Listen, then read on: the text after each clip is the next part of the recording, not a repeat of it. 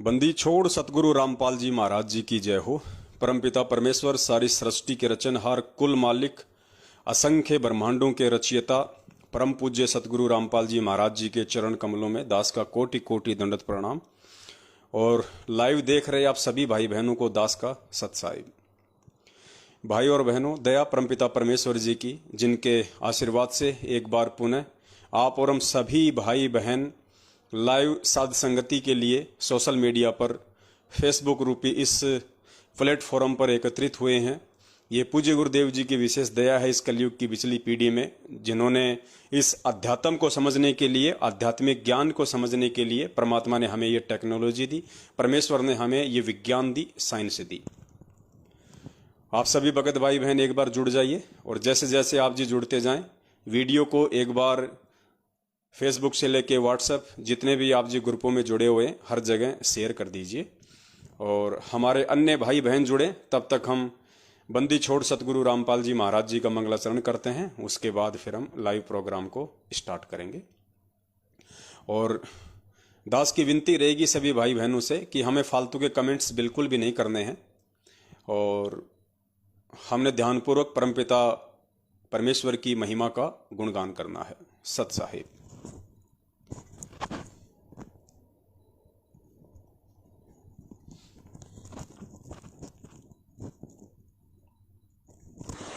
सत साहिब।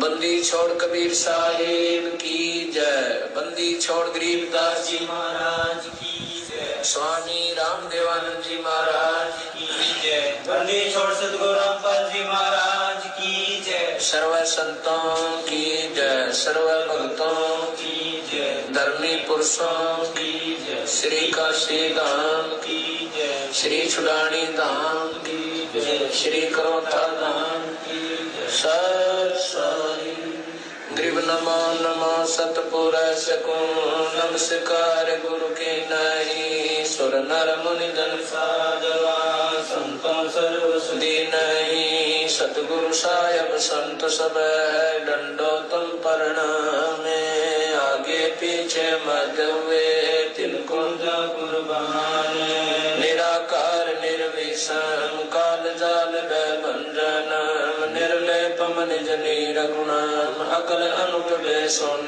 गुणम, सोहम सुरति समाप्तम, सकल समाना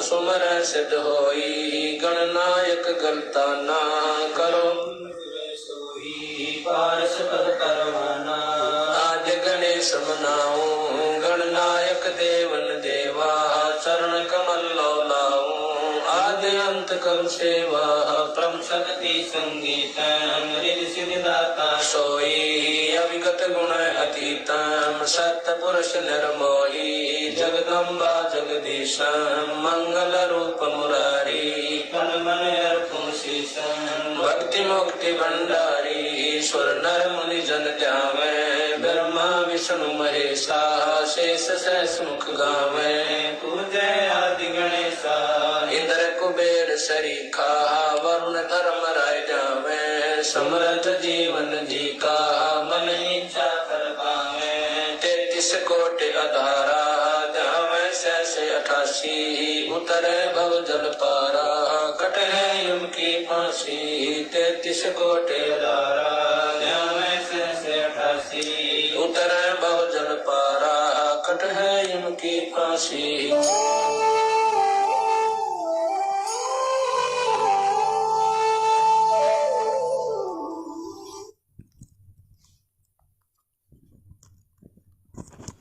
बंदी छोड़ सतगुरु रामपाल जी परमेश्वर जी की जय हो।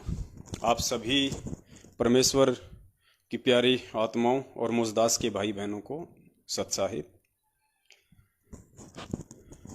आज का हमारा लाइव का जो विषय है वो है चरणा अमृत को लेकर। काफ़ी समय से काफ़ी वक्त भाई बहनों की ये शंका थी, जिन्होंने सन 2014 के बाद में सतलोक आश्रम मैनेजमेंट हरियाणा वालों के फर्जी नामदान केंद्र से नाम दीक्षा ली है, या फिर जिन जिन भगत भाई बहनों को कोरोना काल में या उसके बाद में देश विदेश में मोबाइल के माध्यम से ऑनलाइन नाम दीक्षा दिलवाई है।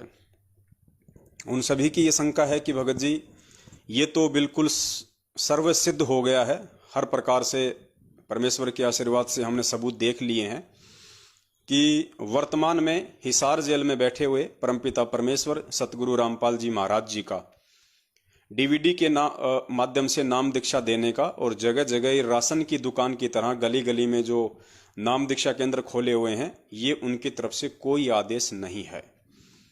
अगर वो परमपिता परमेश्वर डीवीडी से नाम दीक्षा देने का किसी को आदेश देगा तो परमेश्वर को पता है कि ये कितनी बड़ी सेवा है और आगे चल के इस सेवा पे किसी प्रकार की कोई उंगली ना उठे, इसलिए परमात्मा जिस भी भगत को ये सेवा देंगे या जिस भी माध्यम से परमात्मा किसी को भी निमित्त बनाएंगे तो संगत में सार्वजनिक तौर पे उसका खुलासा जरूर करेंगे, ताकि कोई भी व्यक्ति इसके ऊपर संदेह ना करे और उंगली ना उठाए। तो अब उनकी जो मुख्य शंका है वो यही है कि भगत जी फिर ये जो चरणामृत है, हम लोग तो वैसे भी विदेश में बैठे हुए हैं, हमारे पास तो वैसे भी कोई चरणामृत वगैरह की व्यवस्था नहीं है, और इन नामदान केंद्रों से जो चरणामृत मिला है वो तो बिल्कुल फर्जी है, क्योंकि नामदान केंद्र ही फर्जी हैं और नामदान केंद्र ऐसे व्यक्तियों द्वारा संचालित है जो कि सन 2014 से भगोड़े बन के घूम रहे हैं, जो कि पुलिस के आगे वांटेड बन के घूम रहे हैं, जिनको मुकदमा नंबर 428 देशद्रोह में, अर्थात जो मर्डर वाला मुकदमा है उसमें पुलिस को उनकी तलाश है। तो संत रामपाल जी महाराज जी का भगत होके यदि उनका खुद का भाई महेंद्र उर्फ मोहनलाल, क्योंकि नाम उसका महेंद्र है, बरवाला कांड के बाद में पुलिस से बचने के लिए उसने अपना नाम बदल लिया मोहनलाल, साथ में परमपिता परमेश्वर जी का छोटा कलयुगी बेटा मनोज और परमपिता परमेश्वर जी की जो कलयुगी बेटी है मंजू, उसका पति संजय खानपुर वाला, और भी बहुत सारे लोग हैं। ये सारे के सारे लोग वांटेड हैं, भगोड़े हैं, जो अभी तक पुलिस की गिरफ्त से दूर हैं। तो ऐसे व्यक्तियों के द्वारा ये नामदान केंद्र खोले गए हैं, क्योंकि ये सभी के सभी लोग अविश्वासी हैं, इनको अपने गुरुदेव पे विश्वास नहीं है, ना इनको भक्ति पे कोई विश्वास है। अगर इनको भक्ति और भगवान पे विश्वास होता तो आज ये भगोड़े बन के नहीं घूमते, बल्कि अपने परमेश्वर के ज्ञान आधार से सच्चाई के रास्ते पे चलते हुए ये प्रशासन का सामना करते, ये कोर्ट का सामना करते। तो ये तो सर्वसिद्ध है कि इन भगोड़ों के द्वारा खोले गए नामदान केंद्र सही नहीं हो सकते, 100% ये फर्जी हैं। तो अब जो चरणामृत हमें जो मिला है इन नामदान केंद्रों से, उसको हम कैसे सही मान सकते हैं? 100% वो भी पूज्य गुरुदेव जी का नहीं हो सकता, और अगर पूज्य गुरुदेव जी का है भी तो वो काम नहीं करेगा, क्योंकि ये वही लोग हैं जिन लोगों ने बरवाला कांड के माध्यम से पूज्य गुरुदेव जी को जेल में बैठाया।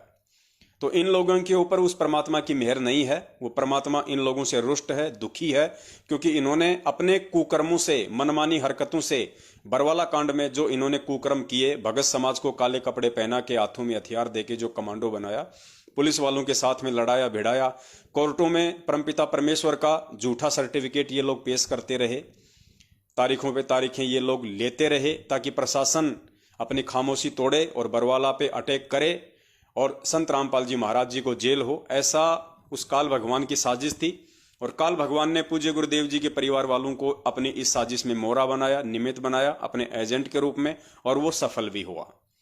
लेकिन उनकी सफलता के पीछे परमपिता परमेश्वर का बहुत बड़ा हाथ होता है। परमात्मा भी यही चाहते हैं कि ये भी थोड़े दिन खुश हो ले, और मैं भी अपने बच्चों की परीक्षा ले लेता हूं जो मैंने 27 साल से इनको ज्ञान दिया है। तो पुण्यात्माओं, 2006 के करोथा कांड के विषय में भी पूज्य गुरुदेव जी ने यही कहा था कि ये जो करोथा कांड था ये काल भगवान का झकझोल था, और उस परमपिता परमेश्वर ने इसी बहाने अपने हीरों की परीक्षा कर ली, अपने बच्चों की परीक्षा कर ली कि अभी मेरे बच्चे कितने कच्चे हैं और कितने पक्के हैं।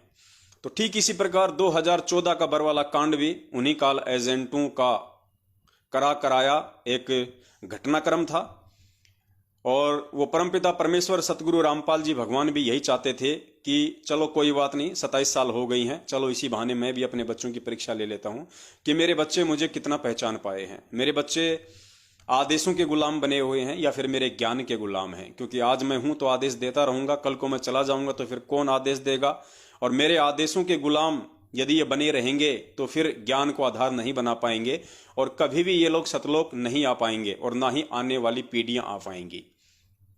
तो बहुत सारी बातें थी इसमें। तो पुण्यात्माओं, आज का हमारा जो विषय है वो चरणा अमृत को लेके है। और उससे पहले एक भाई हैं, उनका नाम निकल गया, मैं देख नहीं पाया, कमेंट्स कर रहे थे। वो कह रहे थे कि भगत जी, कबीर परमात्मा ने काल भगवान से झूठ क्यों बोला कि बिचली पीढ़ी में मेरा हंस जाएगा। क्योंकि बहुत सी बार आप लोगों ने परमपिता परमेश्वर का वो सत्संग सुना होगा जिसमें परमात्मा ने धर्मदास जी को सच्चाई बताई थी। जब धर्मदास जी डगमग होने लगे थे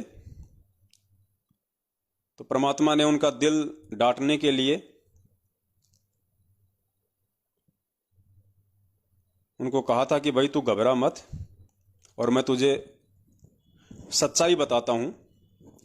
और परमेश्वर ने धर्मदास जी से कहा कि धर्मदास, 12वें पंथ में आगे चल के मैं खुद ही आऊंगा, मेरा कोई हंस नहीं आएगा, मेरा कोई संत नहीं आएगा, क्योंकि परमेश्वर के काम परमेश्वर ही किया करते हैं। फिर पूज्य गुरुदेव जी ने कहा कि धर्मदास को तो परमात्मा ने सच्चाई बता दी और फिर उस परमात्मा ने काल के आगे थोड़ा सा ये छुपाया था कि मेरा संत जाएगा, मेरा हंस जाएगा। तो भाई का सवाल है कि परमपिता परमेश्वर ने ऐसा झूठ क्यों बोला। हो सकता है भाई अभी नए नए परमपिता परमेश्वर की शरण में आए हों, या हो सकता अभी ये भाई केवल सत्संग ही सुन रहे हों। तो मन में ऐसी शंका होना जायज सी बात है, कोई बड़ी बात नहीं है। लेकिन झूठ शब्द उस परमपिता परमेश्वर की डिक्शनरी में नहीं होता है। ये उस परमपिता परमेश्वर के 100 छल छिद्र में आता है। परमात्मा कहते हैं, 100 छल छिद्र मैं करूं अपने जन के काज, हिरणाकुश उदर विदारिया, नरसिंह ज्यों धर दूं साज।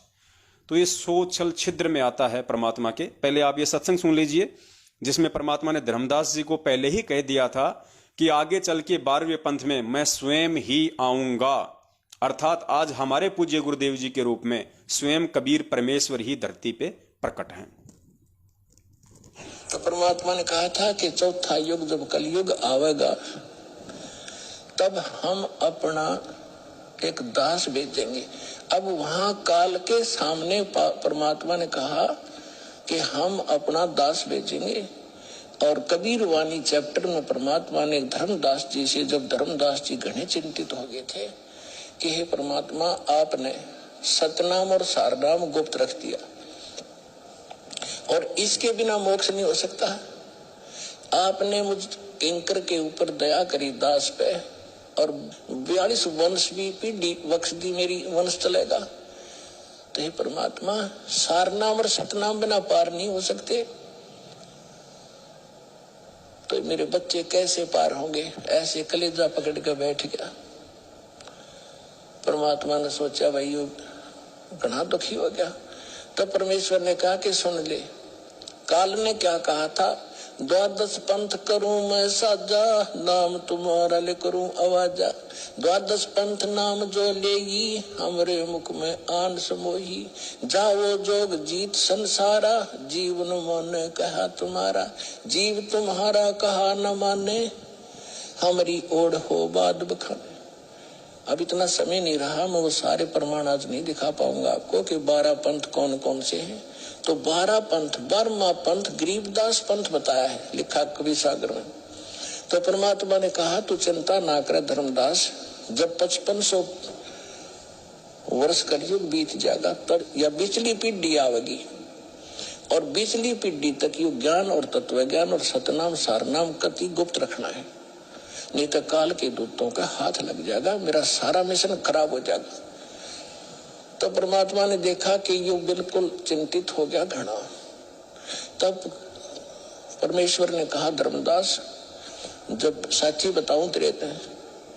तब धर्मदास ने कहा कि भगवान आज कितना अच्छा समय है, कलयुग स्टार्ट है सन 1398 में और 1512 तक, और आज भी लोग ना मानते और आप कह रहे हो अगर भयंकर कलयुग पैदा कर देगा, काल ऐसा जुल्म कर देगा, हाहाकार मच जाएगी, इंसान कृत नहीं हो जाएंगे, तो उस समय कैसे पार होंगे। आज तो आप भी विद्वान हैं और फिर भी ना मान रहे ये लोग। तो परमात्मा ने कहा जब 5500 वर्ष कलयुग बीतेगा और बर्मा वंश चल चुका होगा इस काल का, यानी गरीबदास पंथ तक, तो उस बर्म में पंथ में मैं आऊंगा स्वयं और फिर सभी पंथों को खत्म करके एक पंथ बनाऊंगा और सारी सृष्टि मेरा ही नाम लेगी। तेरे 42 वंश क्या सारी सृष्टि न पार करूंगा धर्मदास, 42 की तो चिंता छोड़ तू। तब उसका दिल डटा था और काल के सामने परमात्मा ने थोड़ा सा भेद रखा कि मैं अपना अंश भेजूंगा। तो यहाँ परमपिता परमेश्वर जी अपने सत्संग के माध्यम से कह रहे हैं कि जब वो धर्मदास बहुत ज्यादा चिंतित हो गया था, क्योंकि धर्मदास जी ने देख लिया था कि बिना इस परमात्मा के जीव को यहां से कोई पार नहीं कर सकता। अगर परमात्मा का हंस आएगा तो पता नहीं उसके हंस की कोई बात माने या ना माने। तो धर्मदास चिंतित हो गया था। तो परमेश्वर ने उसकी चिंता को समाप्त करने के लिए उसको यथार्थता बताई, उसको सच्चाई बताई कि धर्मदास, जब 12वां पंथ चल चुका होगा तो 12वें पंथ में आगे चल के मैं स्वयं ही आऊंगा। तो 17 फरवरी 1988 को परमपिता परमेश्वर सतगुरु रामपाल जी महाराज जी, जो कि 8 सितंबर 1951 को ही धरती पे प्रकट हो चुके थे, 38 वर्ष बाद में 17 फरवरी 1988 को वे स्वामी रामदेवानंद जी महाराज जी को निमित्त बना के उन्होंने अपना मुंह बोला गुरु उनको बनाया और 12वें पंथ में उन्होंने एंट्री की। तो स्वयं उस परमात्मा ने ही एंट्री की, स्वयं वो परमात्मा ही धरती पे आया हुआ है। अब काल को जो परमेश्वर ने कहा था कि मेरा हंस जाएगा, तो वो भी बात बिल्कुल सही है, क्योंकि भगवान ना झूठ बोलता है ना वो झूठा होता है।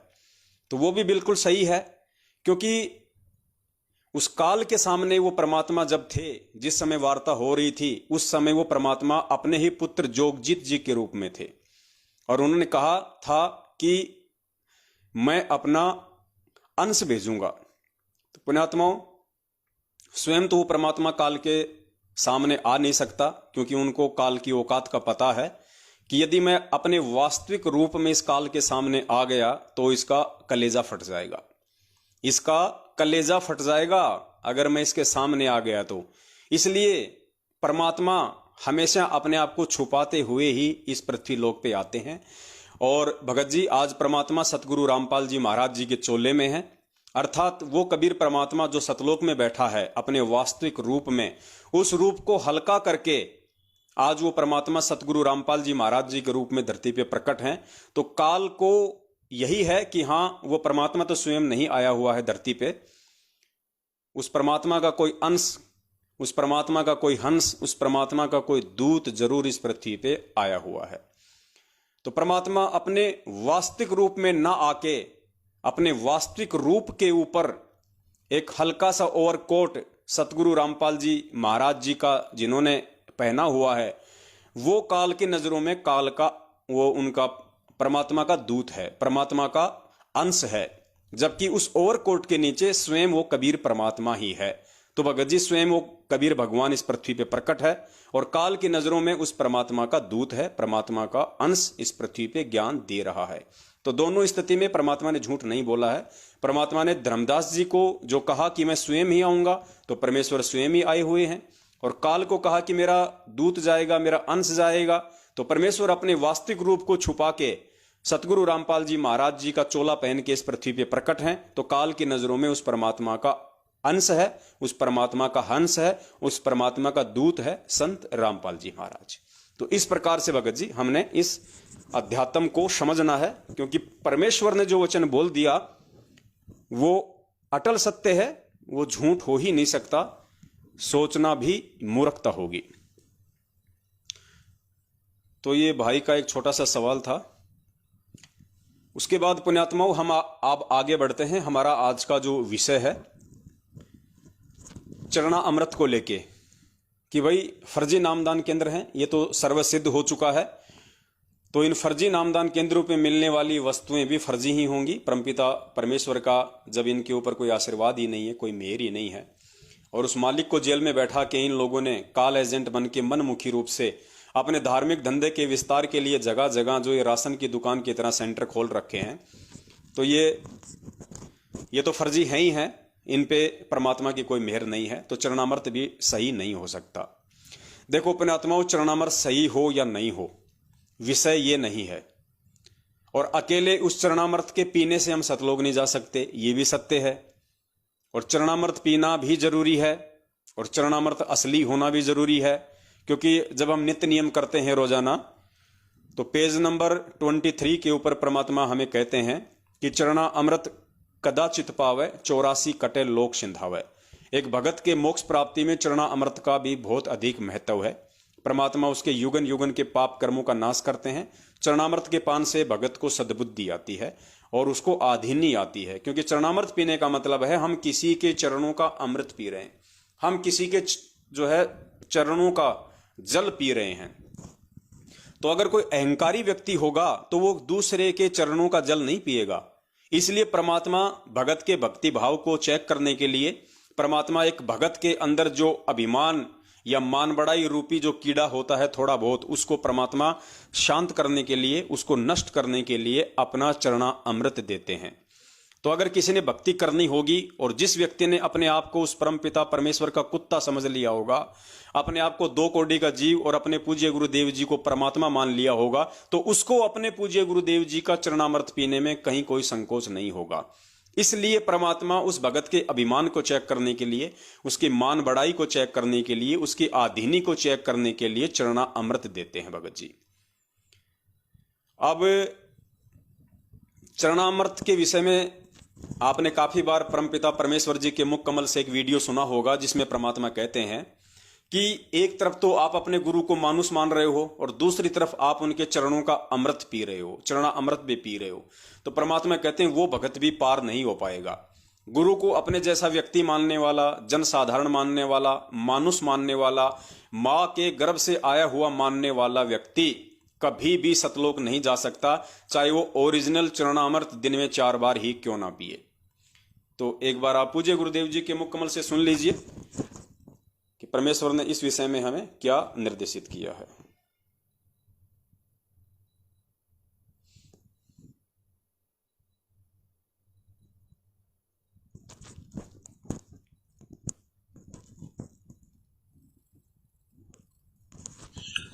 कबीर गुरु को मानुष जोगने और चरणामृत को पाने, ते नर नरक जावेंगे जन्म जन्म होए समान।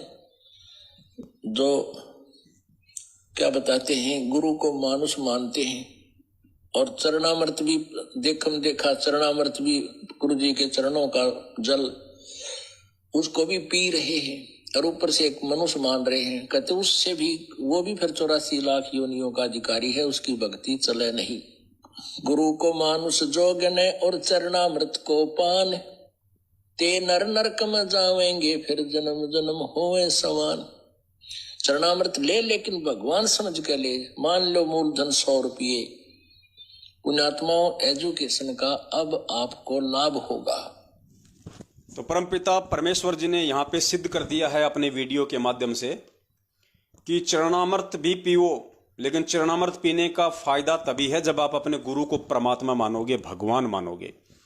अगर आप उनका जन्मदिन मनाते हो, आप उनका अवतरण दिवस मनाते हो, उनको एक माँ के गर्भ से आया हुआ मानते हो, या उस कबीर परमात्मा का भेजा हुआ कोई संत मानते हो, और उसके बाद यदि आप उनका चरणामृत भी पीते हो, तो वो चरणामृत आपके लिए पानी के बराबर है, आपके ऊपर कोई काम नहीं करेगा। आप 84 लाख योनियों के अधिकारी हो परमेश्वर की इस वाणी के अनुसार। दूसरा, परमात्मा ने यह भी कहा कि गुरु को मानुष मान के आप कभी भी सतलोक नहीं जा सकते हैं, और आपके मन में आज नहीं तो कल कभी न कभी दोष जरूर आएगा। किस व्यक्ति के? जो गुरु को मानुष मानेगा, जो गुरु को परमेश्वर नहीं मानेगा, भगवान नहीं मानेगा, सारी सृष्टि का रचनहार नहीं मानेगा, गुरु को सौद स्वरूपी नहीं मानेगा, गुरु को तेज पुंज वाला परमेश्वर नहीं मानेगा। पूज्य गुरुदेव जी कह रहे हैं कि ऐसे भगत के मन में एक ना एक दिन अपने गुरु के प्रति दोष जरूर आएगा। और पुण्यात्माओं, जब गुरु के प्रति ही दोष आ गया तो ये मानव जीवन ही बेकार हो गया, फिर कोई फायदा नहीं हुआ फिर इतने वर्ष तक भक्ति करने का। सुनिए पूज्य गुरुदेव जी के मुख कमल से। परमात्मा बताते हैं, गुरु मानुष कर जानते, ते नर कहिए अंधे, ओवे दुखी संसार में आगे यम के फंदे। गुरु को मानुष कर जानते तो ते नरकइये अंधे। और फिर होवे दुखी संसार में, फिर काल के फंदे। पुणात्मा, हमने गुरु जी को परमात्मा मानना पड़ेगा। परमात्मा मानने से हमारी यह प्रॉब्लम सोल्व होएगी, नहीं तो नहीं हो सकती। हम अपने ही जैसा गुरु को मानने, एक मानुष रूप मान करके हम यदि उसके साथ रहेंगे तो कभी ना कभी दोष आपके मन में आवेगा। कभी ना कभी दोष आपके मन में आवेगा। कब? यदि आप गुरु को अपने जैसा मानुष मान के उनके साथ रहोगे, उनकी भक्ति करोगे।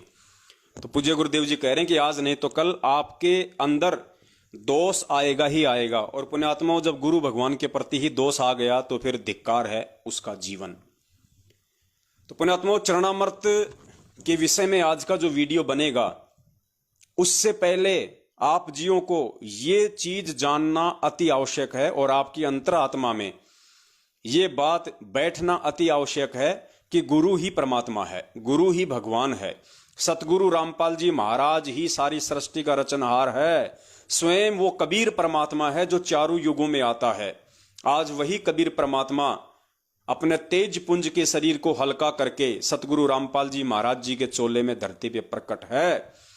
जब तक पुण्यात्माओं ये प्रकट और जन्म, ये जो दो शब्द हैं, इनमें से एक शब्द जन्म को जब तक आप जी अपने दिलो दिमाग से कैंसिल नहीं कर दोगे, तब तक पुण्यात्माओं ये चरणामृत आप लोगों के ऊपर काम नहीं करेगा, आप लोगों के ऊपर असर नहीं करेगा, चाहे आप रोज चरणामृत पियो आप, क्योंकि ये परमेश्वर की वाणियां हैं। और गुरुदेव कहते हैं कि ये डूम भाट के गीत नहीं है जो आपके मनोरंजन के लिए सुनाए जा रहे हैं। इन चीजों को जब तक आप अपने हृदय में नहीं संभालोगे, तब तक पुण्यात्माओं ये जो मंत्र हैं जो पूरी सृष्टि में किसी के पास नहीं है, स्वयं वो परमात्मा ही आके इन मंत्रों को दान करता है। ये मंत्र भी उस दिन से आपके ऊपर पूर्णतया काम करने लग जाएंगे। जब तक आप अपने गुरु को मानुष मानेंगे, मां के गर्भ से आया हुआ मानेंगे, अपने जैसा व्यक्ति मानेंगे, कबीर परमात्मा का भेजा हुआ संत मानेंगे, पुण्यात्माओं, तब तक ये जो मंत्र हैं, चाहे प्रथम मंत्र हो चाहे सतनाम मंत्र हो, सारनाम तो अभी तक गुरुदेव ने किसी को दिया ही नहीं सिवाय एक आत्मा के, और वो आत्मा थी हमारे दादा गुरुदेव स्वामी रामदेवानंद जी महाराज, जिनको सतगुरु रामपाल जी महाराज जी ने सारनाम और सार शब्द देके इस काल लोक से सतलोक भेजा। केवल वही आत्मा सारनाम की अधिकारी थी। और आज वर्तमान में यदि सारनाम का कोई अधिकारी बनने जा रहा है तो परमपिता परमेश्वर के सत्सेवक हैं जो साध संगति से जुड़े हुए हैं, और साध संगति से जुड़ के जिन्होंने गुरु और परमात्मा के बीच की खाई को लगभग मेट दिया है, मिटा दिया है। आज उन्हें अपने गुरुदेव में कबीर परमेश्वर के दर्शन होते हैं, ना कि अपने गुरुदेव में उस कबीर परमात्मा के भेजे हुए किसी संत के दर्शन होते हैं। तो ये भक्ति का मूल है, ये भक्ति की रीढ़ की हड्डी है। ये सत भक्ति हमें तब तक समझ में नहीं आ सकती और इस सत भक्ति से जुड़कर हम तब तक इसका फायदा नहीं उठा सकते जब तक हम गुरु और परमात्मा के बीच की खाई को मिटा नहीं देंगे।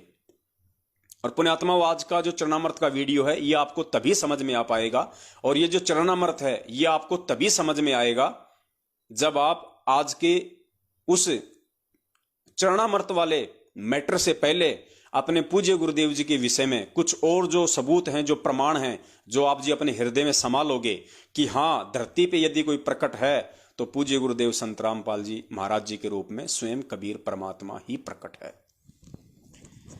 तो बहुत सारे जो कंसेप्ट हैं परमात्मा क्लियर करवाएंगे, आप जी धैर्य के साथ में सुनते रहिए। पुण्यात्मा, साध संगति का यही लाभ है, यही फायदा है।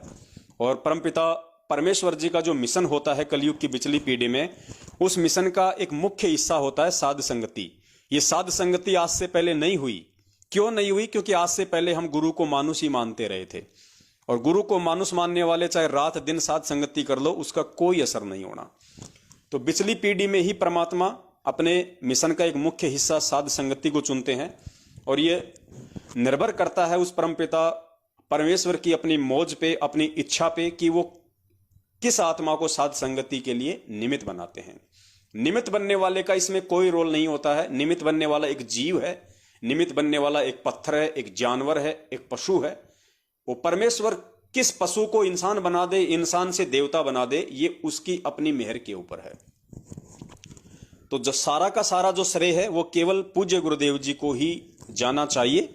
वे ही इस साध संगति के श्रेय के पूर्णतया अधिकारी हैं और कोई नहीं है।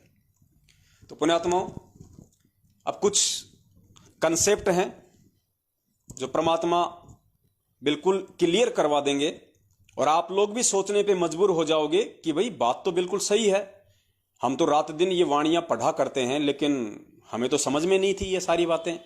हमने कभी विचार ही नहीं किया इन बातों पे, क्योंकि बहुत सारे भगत भाई बहन इसी शंका में डूबे हुए हैं। उनकी मुख्य शंका सिर्फ यही है कि संत रामपाल जी महाराज जी का 8 सितंबर 1951 के दिन तो जन्म हुआ है और 1997 में जब उनको मार्च के महीने में सतलोक से कबीर परमात्मा आके मिले, उस समय संत रामपाल जी महाराज की आत्मा को सतलोक भेज दिया गया और 1997 से संत रामपाल जी महाराज जी के रूप में, उनके चोले में, उनके शरीर में या उनका रूप बना के खुद वो कबीर परमात्मा धरती पे प्रकट है।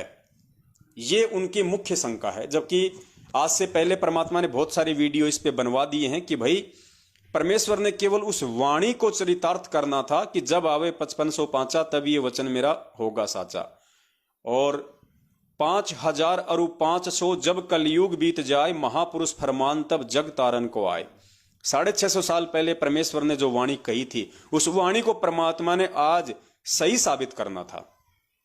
तो 1997 वाली जो बात परमेश्वर ने अपनी गहरी नजर आध्यात्मिक ज्ञान गंगा पुस्तक के पेज नंबर 538 पे जो लिखा है कि मुझ रामपाल दास को 1997 में कबीर परमात्मा आके मिले, सिर्फ और सिर्फ इस परमात्मा ने ये भूमिका इन वाणियों को सही साबित करने के लिए, जो 650 साल पहले धर्मदास जी के माध्यम से कबीर सागर में लिपिबद्ध करवाई थी, उनको सत्य साबित करने के लिए, उनको चरितार्थ करने के लिए ही परमात्मा ने इस लिखावट का जो है वो प्रयोग किया है, इस शब्द का परमात्मा ने प्रयोग किया है।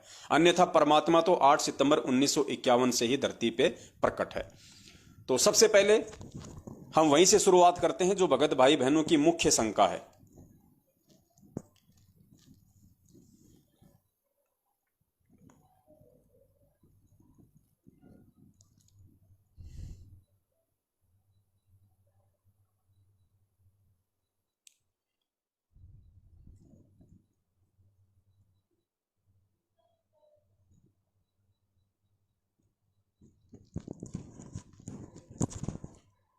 पुण्यात्माओं, ये पूज्य गुरुदेव जी कहते हैं ना कि अध्यात्म बहुत ज्यादा गहरा है, उलझा हुआ है, और जब तक पुण्यात्माओं हम इसको ज्ञान आधार से परमेश्वर के द्वारा हमें जो बुद्धि दी गई है, जो सत्संग दिए गए हैं, जब तक हम इसको सुलझा नहीं लेंगे पुण्यात्माओं, अध्यात्म में आगे हम बढ़ नहीं सकते।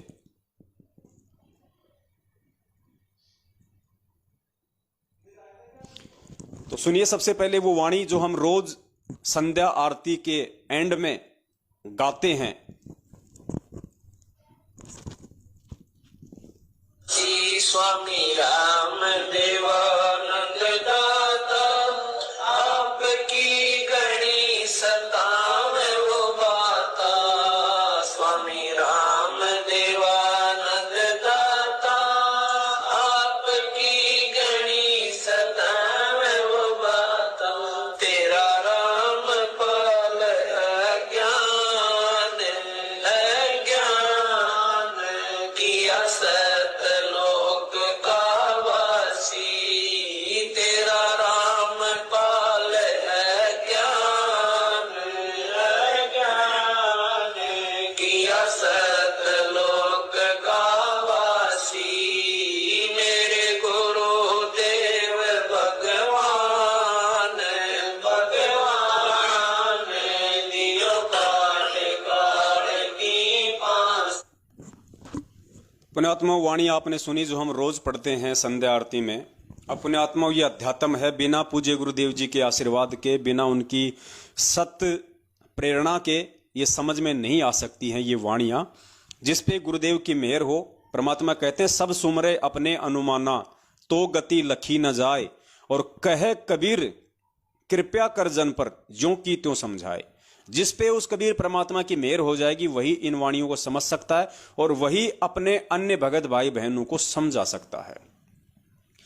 17 फरवरी 1988 को पूज्य गुरुदेव जी लीलामय तरीके से, जैसे 650 साल पहले उन्होंने रामानंद जी को अपना मुंह बोला गुरु बनाया था, ठीक उसी प्रकार गुरु शिष्य की परंपरा को निभाने के लिए और अपने गुरु के प्रति, सतगुरु के प्रति एक भगत का क्या भाव होना चाहिए, क्या उसकी श्रद्धा होनी चाहिए, कितना उसका समर्पण होना चाहिए, इन सभी चीजों को एक उदाहरण के रूप में पेश करने के लिए परमेश्वर ने एक लीला की थी। स्वामी रामदेवानंद जी महाराज जी को अपना मुंह बोला गुरु बनाने की 17 फरवरी 1988 को। और उसके बाद में सतगुरु देव जी ने जो ये वाणी बोली है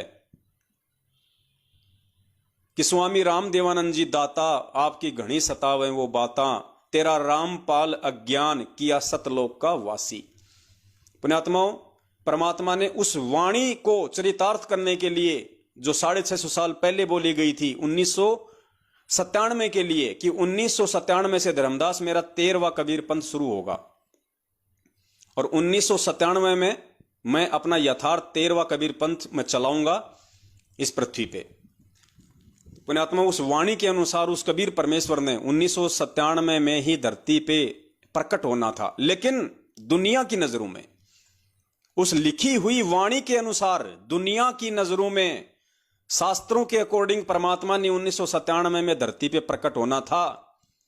इसलिए परमात्मा ने उससे पहले 1997 से पहले यानी 8 सितंबर 1951 से लेके 1997 तक परमेश्वर ने एक ऐसा जीवन जिया, एक ऐसी लीला की जिसे कोई समझ नहीं सकता कि धरती पे वो कबीर परमात्मा पहले ही प्रकट हो चुके हैं।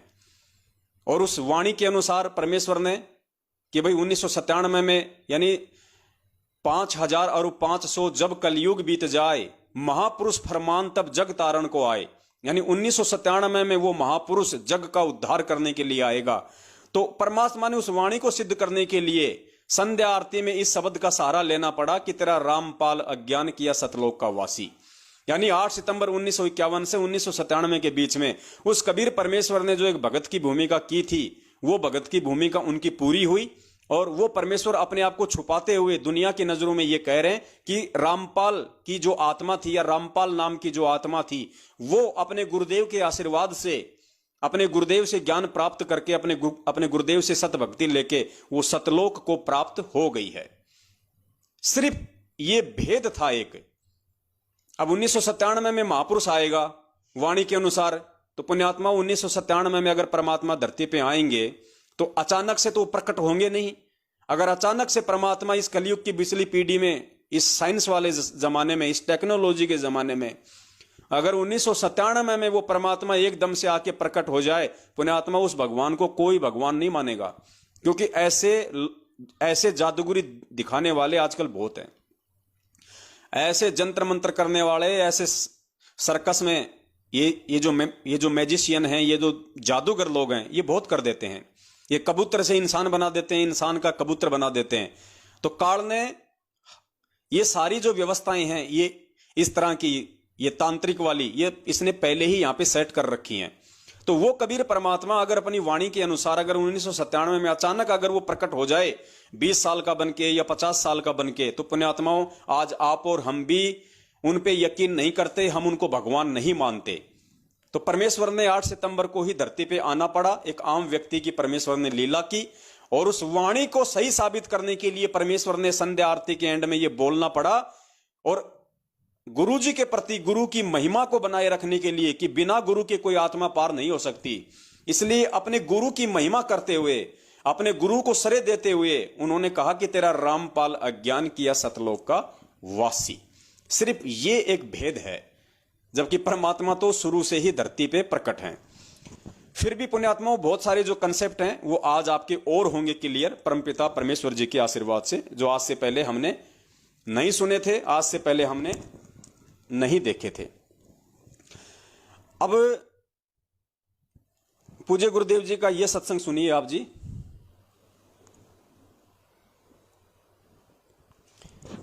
जिसमें परमात्मा स्पष्ट रूप से हमें कह रहे हैं कि पुण्यात्माओं आज तो भगवान आपके सामने आके खड़ा हो गया, बिल्कुल क्लियर कहा परमेश्वर ने सत्संग में। 2013 या 14 का सत्संग है।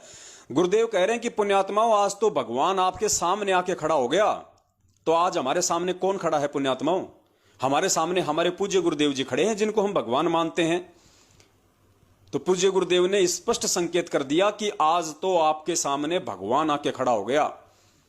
और पुण्यात्माओं, अब भी यदि तुम नहीं मानोगे तो तुम पार नहीं हो पाओगे। और परमात्मा ने कहा कि तुमने अब वो धोखा नहीं खाना है जो धोखा तुम 650 साल पहले खा गए। तो सुनो, पूज्य गुरुदेव जी के मुख कमल से स्पष्ट कह रहे हैं परमात्मा कि पुण्यात्माओं, आज तो तुम्हारे सामने भगवान आके खड़ा हो गया। भगवान आके खड़ा हो गया। पुण्यात्माओं, परमात्मा ने 600 वर्ष पहले बताया था, धर्मदास ये जग बोरा ना, कोई न जाने पद निर्वाणा। यही कारण मैं कथा पसारा, सबसे कहिए एक राम नियारा। अब अपनी महिमा आप ही बता रहे हैं। अब मैं तुमसे कहूं चिताई, तेरे देव की उत्पत्ति भाई। कुछ संक्षेप कहूं गहुराई, सब सन से तुमरे मिट जाई।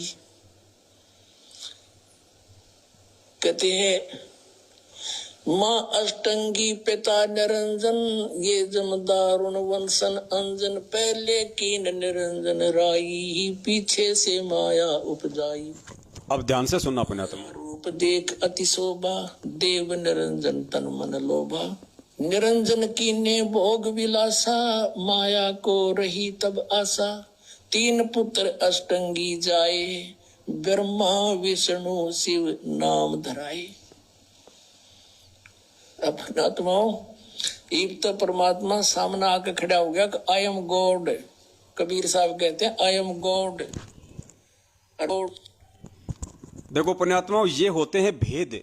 ऐसे परमात्मा अपने आप को छुपाते हैं।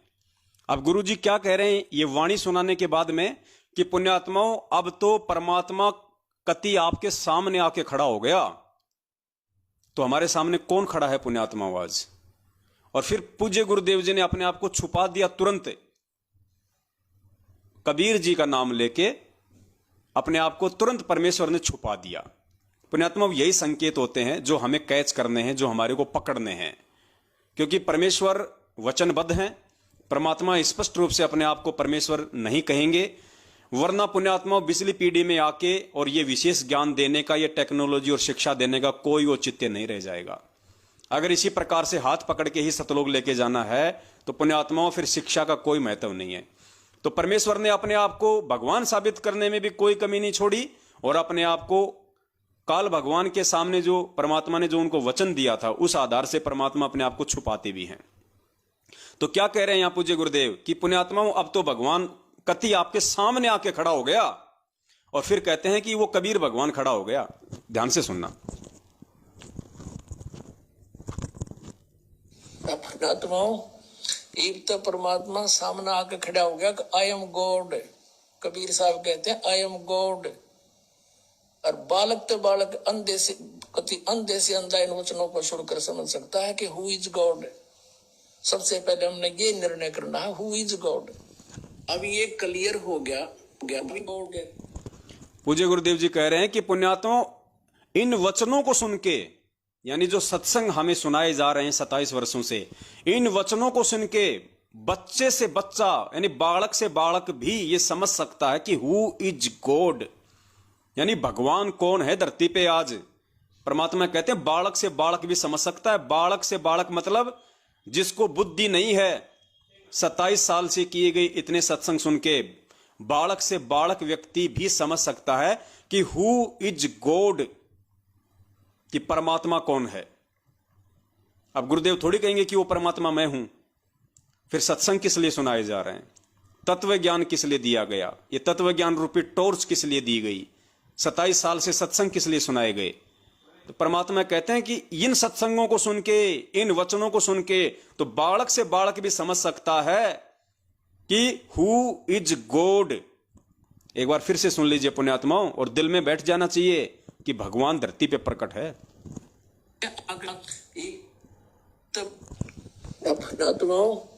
एक तो परमात्मा सामने आके खड़ा हो गया कि आई एम गॉड।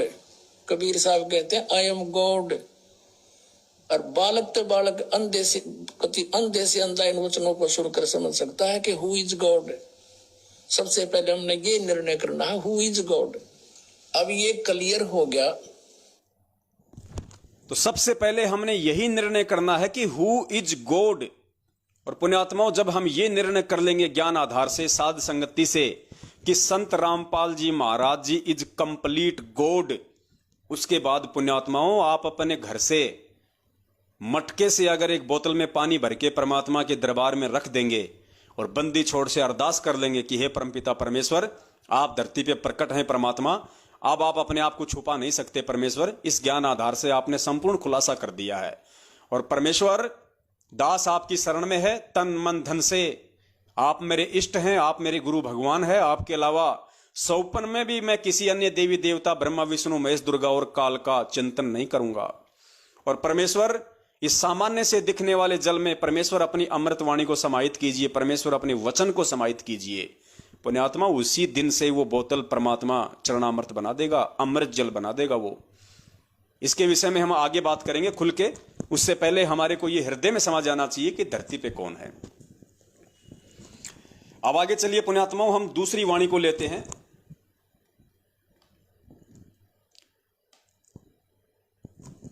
जिसमें परमेश्वर ने सत्संग में कहा है कि 1997 में मुझे वो कबीर परमात्मा सतलोक से आके मिले।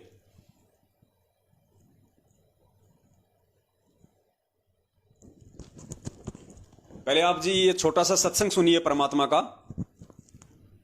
और उसके बाद फिर परमात्मा इस पे विश्लेषण करवाएंगे कि इसमें पॉइंट क्या है। पुण्यात्मा, फिर हमें समझ में आएगा कि सुनते तो हम सत्संग बहुत थे गुरु जी के, इस सत्संगों भी हमने बहुत बार सुना, लेकिन इन बातों पे कभी गौर नहीं किया, हमारा कभी दिमाग नहीं गया कि कितना बड़ा रहस्य इस छोटे से सत्संग में दिया परमात्मा ने।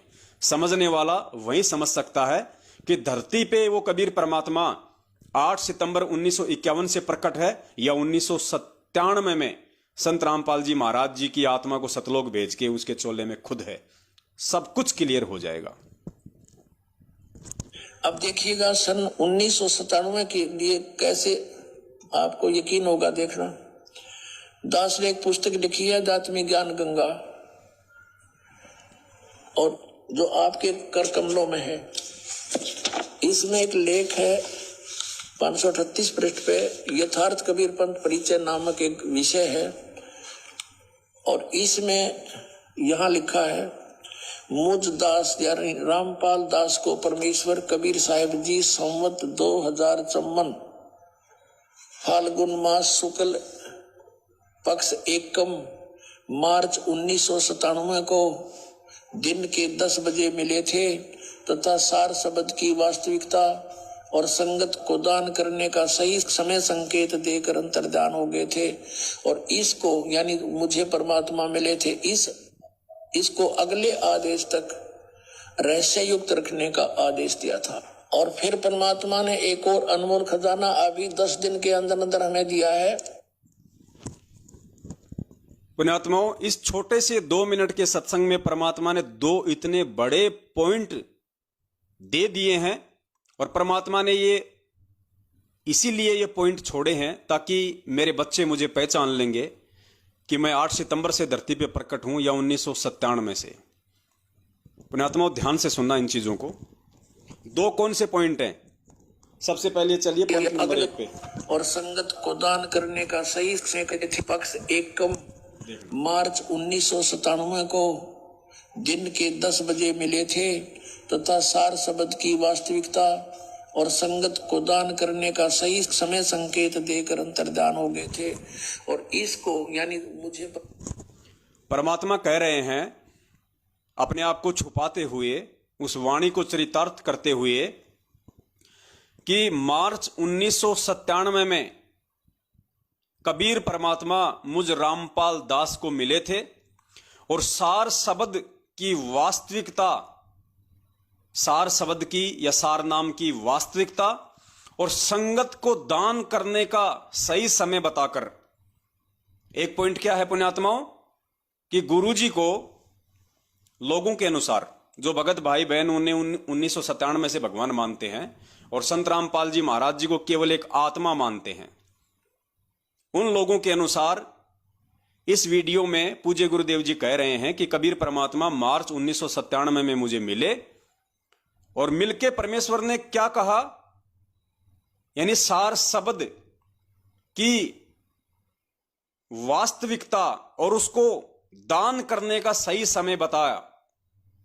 यानी कबीर परमात्मा 1997 में संत रामपाल जी महाराज जी को मिले, मिलके वो वापस चले गए, कुछ समय के लिए मिले और क्या दिशा निर्देश देके चले गए। कबीर परमात्मा ने संत रामपाल जी महाराज जी से कहा कि मैंने तुझे जो सारनाम या सार शब्द दिया है वो संगत में तेरे को कब दान करना है, संगत में तुझे सारनाम कब ओपन करना है, उसका सही समय बता के। एक पॉइंट तो ये हो गया कि सारनाम को संत रामपाल जी महाराज जी ने संगत में कब ओपन करना है, कब दान करना है, यह संकेत दे दिया। और दूसरा संकेत क्या दिया कि मैं तुझे मिला हूं 1997 में, यानी कबीर परमात्मा कह रहे हैं संत रामपाल जी महाराज जी को कि मैं आपको मिला हूं, इस बात को अगले आदेश तक किसी को नहीं बताना। यानी 1997 में संत रामपाल जी महाराज जी को कबीर परमात्मा मिले, इस बात को अगले आदेश तक रहस्य युक्त रखना है, गुप्त रखना है, किसी को नहीं बताना। एक बार सुन लीजिए आप दोबारा से, फिर ये दो जो पॉइंट हैं, यही पॉइंट ये साबित कर देंगे कि परमात्मा धरती पे 8 सितंबर 1951 से प्रकट है। परमात्मा की वास्तविकता और मामा शुक्ल पक्ष एकम मार्च 1997 को दिन के 10 बजे मिले थे तथा सार शब्द की वास्तविकता और संगत को दान करने का सही समय संकेत देकर अंतर्धान हो गए थे। और इसको यानी मुझे परमात्मा मिले थे, इसको अगले आदेश तक रहस्य युक्त रखने का आदेश दिया था। और फिर परमात्मा ने एक और अनमोल खजाना अभी 10 दिन के अंदर अंदर हमें दिया है। तो जो मेरे भगत भाई बहन केवल अपनी ना समझी के चलते, साध संगति से ना जुड़ पाने के चलते, अपने कमजोर भक्ति संस्कारों के चलते जो ये मानते हैं और खाली उसी वाणी को आधार बना रखा है कि तेरा रामपाल अज्ञान किया सतलोक का वासी, और कहते हैं कि 1997 में संत रामपाल जी तो सतलोक चले गए और कबीर परमात्मा संत रामपाल जी के चोले में धरती पे प्रकट हैं। पुण्यात्माओं, ये 2 मिनट का वीडियो और इसमें 2 पॉइंट उन भाइयों को अगर वो होश में होंगे तो परमात्मा उनका कंसेप्ट क्लियर कर देंगे और आज के बाद उनको भी मानना पड़ेगा।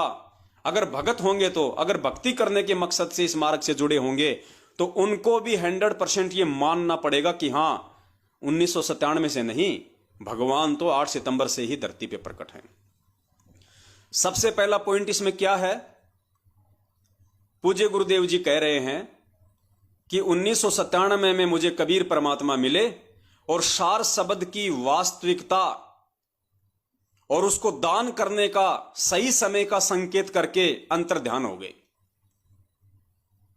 पुण्यात्माओं, पॉइंट नंबर 1, अगर 1997 में संत रामपाल जी महाराज जी की आत्मा सतलोक चली गई, अर्थात संत रामपाल जी का इस लोक से कोई लेन देन ही नहीं, वो मोक्ष को प्राप्त हो चुके हैं 1997 में, तो फिर कबीर परमात्मा 1997 में आके और ये किसको बोल के गए, ये किसको कह के गए, सार शब्द की वास्तविकता और उसको दान करने का सही समय का संकेत देके चले गए।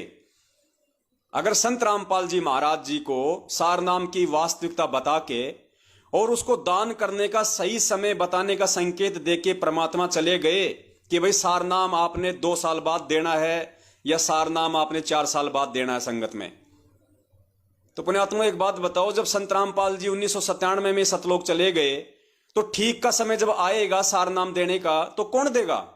संत रामपाल जी तो है ही नहीं।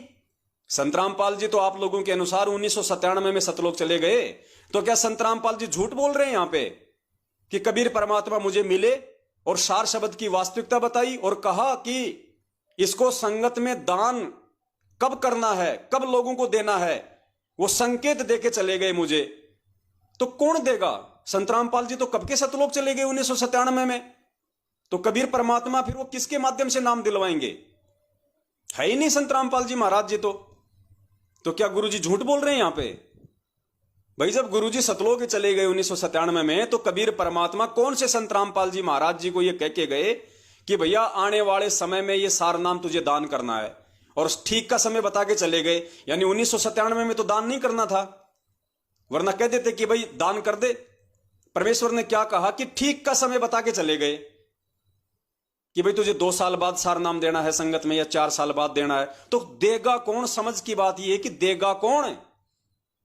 क्योंकि कबीर परमात्मा मिले और संत रामपाल जी को बोल के गए, और ये कह के गए कि तुझे सार नाम कब देना है संगत वालों को। तो संत रामपाल जी तो दे ही नहीं सकते सार नाम। संत रामपाल जी तो आप लोगों के अनुसार 1997 में सतलोक चली गई उनकी आत्मा। तो फिर कौन सा संत रामपाल जी महाराज संगत को दान करेगा?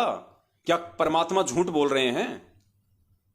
नंबर 1 पुण्यात्मा। पॉइंट नंबर 2, इसमें कहा जा रहा फिर आगे कि 1997 में मैं कबीर परमात्मा आपको मिला, इस बात को अगले आदेश तक रहस्य युक्त रखना है, किसी को नहीं बताना।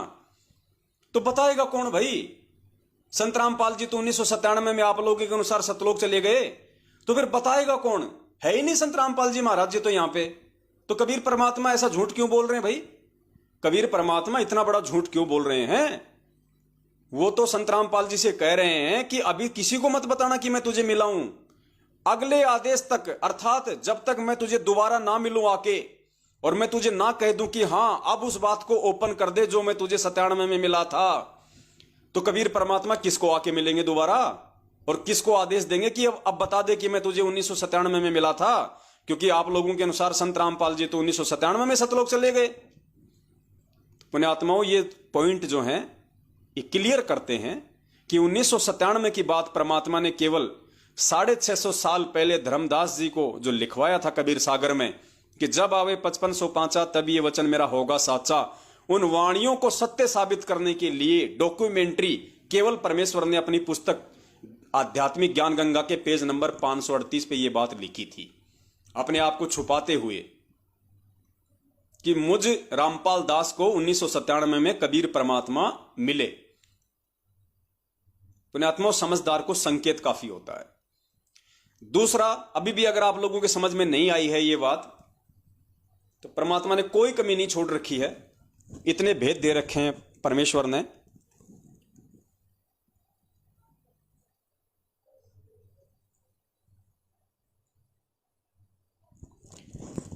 एक वाणी सुनिए परमपिता परमेश्वर जी की, और सुन लीजिए। लोक अनामी जावेगी मां, को ना मिले चौबारे, आत्मा और परमात्मा वहां को ना रहते न्यारे। लोक अनामी जावेगी मां, को ना मिले चौबारे, आत्मा और परमात्मा वहां नहीं रहते न्यारे।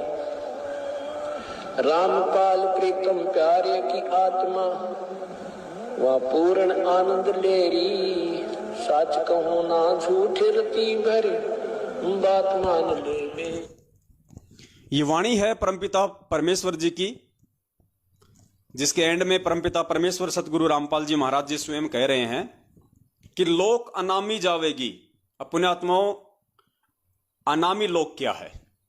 परमात्मा ने बताया वहां पे 4 लोक हैं। प्रथम लोक है, सबसे नीचे है सतलोक। सतलोक से ऊपर है अलख लोक, अलख लोक से ऊपर है अगम लोक, और सबसे ऊपर जो चौथा लोक है वो है अनामी लोक। सबसे ऊपर अनामी लोक। अनामी लोक में जाने के बाद परमात्मा ने बताया कि लोक अनामी जावेगी, वहां कोन्या मिले चुबारे, आत्मा और परमात्मा वहां कोन्या रहते न्यारे। यानी अनामी लोक जानने के बाद में आत्मा और परमात्मा का अलग अलग अस्तित्व नहीं होता है। जिस शब्द से उस कबीर परमेश्वर ने उस आत्मा को सर्जन किया था, उत्पन्न किया था, उसी शब्द में वो परमात्मा उस आत्मा को वापस समाहित कर लेता है। सदा सदा के लिए उस आत्मा का झंझट ही समाप्त हो जाता है अनामी लोक में जाने के बाद। और अनामी लोक में जाने की जो प्रोसीजर है वो सीढ़ी दर सीढ़ी है। कैसे? जैसे परमात्मा ने क्या बताया कि जब ये आत्मा यहां से जाएगी तो इसको कमल चक्रों से होकर जाना पड़ेगा। सबसे पहले गणेश जी का मूल कमल, फिर जो है ब्रह्मा सावित्री का, उसके बाद में अपना जो मल की नाभि कमल है, फिर अपना हृदय कमल है। ये परमात्मा ने हमें बताया कि हमने इस तरीके से यहां से त्रिकुटी पे पहुंचना है और त्रिकुटी के आगे फिर परमात्मा हमें किस प्रकार से लेके जाएंगे वो गुरुदेव ने सत्संगों में अच्छी तरीके से हमारे को समझाया हुआ है। पुण्यात्माओं, सबसे पहले इस पृथ्वी लोक की कोई भी आत्मा अगर सबसे पहले अगर वो जाएगी तो कहां जाएगी? सतलोक में जाएगी।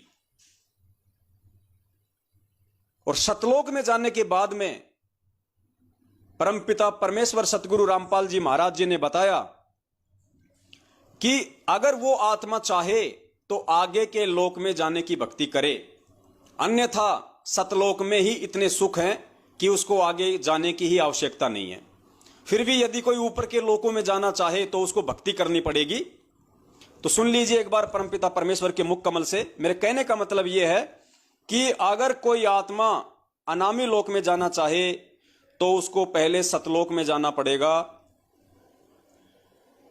उसके लिए आप पूज्य गुरुदेव जी का ये सत्संग सुनिए।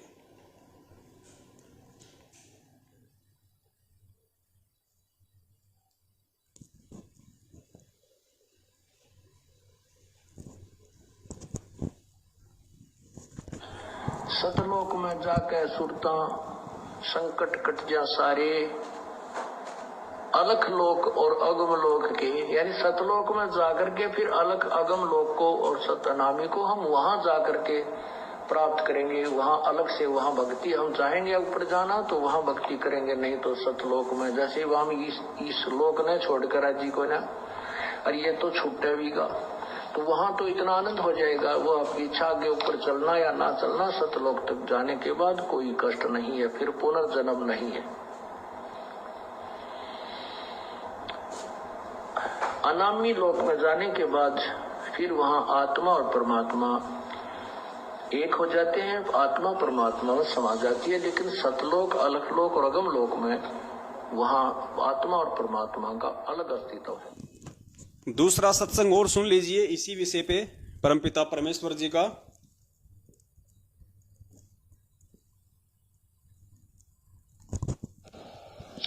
जन्म मरण मिट जावे है सुरता, वो आनंद काया तेरी। सच कहूं ना झूठ रती बुरी, बात मान ले मेरी। सतलोक में जाके सुरता संकट कट जा सारे, अलख लोक और अगम लोक के, यानी सतलोक में जाकर के फिर अलख अगम लोक को और सतनामी को हम वहां जाकर के प्राप्त करेंगे। वहां अलग से वहां भक्ति, हम चाहेंगे ऊपर जाना तो वहां भक्ति करेंगे, नहीं तो सतलोक में। जैसे वहां इस लोक ने छोड़कर राजी को ना, और ये तो छूटे बीगा, तो वहां तो इतना आनंद हो जाएगा। वो आपकी इच्छा आगे ऊपर चलना या ना चलना, सतलोक तक जाने के बाद कोई कष्ट नहीं है, फिर पुनर्जन्म नहीं है। अनामी लोक में जाने के बाद फिर वहां आत्मा और परमात्मा एक हो जाते हैं, आत्मा परमात्मा में समा जाती है। लेकिन सतलोक, अलखलोक और अगम लोक में वहां आत्मा और परमात्मा का अलग अस्तित्व है। अर्थात ये जो दोनों जो प्रमाण है परमपिता परमेश्वर के सत्संग आधार से ये साबित करते हैं कि अगर आपको अलख लोक में जाना है, अगर आपको अनामी लोक में जाना है, तो सबसे पहले आपको सतलोक में जाना पड़ेगा। उसके बगैर आप जी डायरेक्ट ऊपर के लोकों में नहीं जा सकते। यानी कोई भी आत्मा, कोई भी जीव, 21 ब्रह्मांड का प्राणी, सबसे पहले उसको सतलोक में जाना पड़ेगा। सतलोक के बाद ही वो ऊपर के लोकों में जा सकता है। इस पॉइंट को ध्यान रखना आप जी, मैन ये है। अब आपको समझ में आएगा परमपिता परमेश्वर की वो वाणी।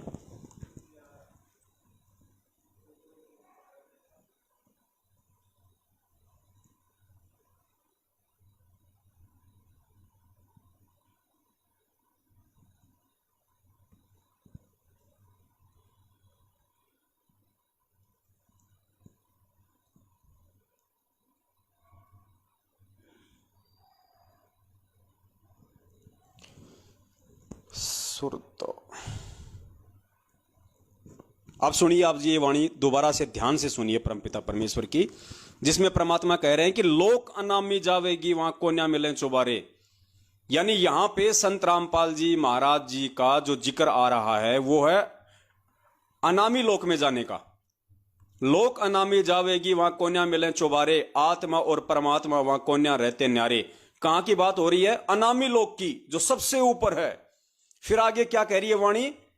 रामपाल प्रीतम प्यारे की आत्मा वहां पूर्ण आनंद ले रही, और सांच कहूं ना झूठ रती बर बात मान ले मेरी। दो शब्द हैं परमात्मा के, ध्यान से सुनिए। अब क्या बताते हैं परमात्मा? ये परमेश्वर स्वयं ही दास बनते हैं, स्वयं ही एक सच्चे भक्त का